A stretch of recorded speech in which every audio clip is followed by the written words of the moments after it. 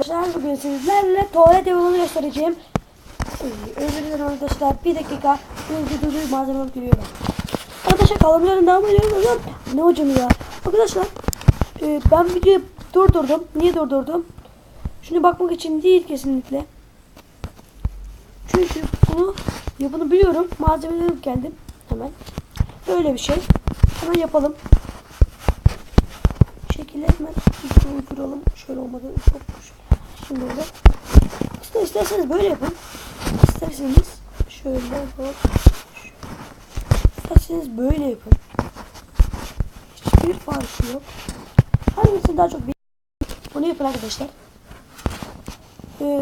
Ve şömine yapmayı hemen göstereyim size 5 dakikada. Kablo alın işte şöyle beyaz. Beyaz daha iyi olur. Niye? Oluyor. Niye? Beyaz daha şık. Daha şık oluyor. Hop. Hop. Bak dünyanın kullanıyoruz. Hop hop hop hop. Şöyle şöyle. Sonracığıma hemen malzemeleri hemen alalım. Özür dilerim. Hop hop.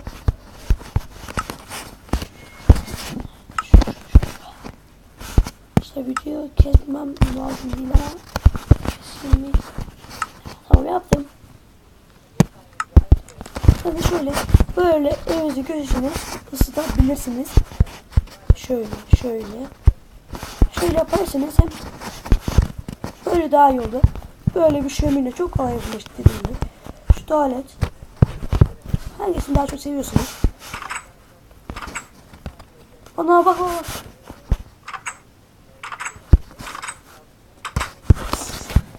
Neyse bu bir şey yapıyorlar. Neyse.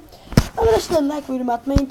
Yapılar için daha çok şey gelmesini istiyorsanız lütfen like ve yorum atmayı unutmayın. Yapılar için daha fazla. Oyunsuzda kalmayın. Benim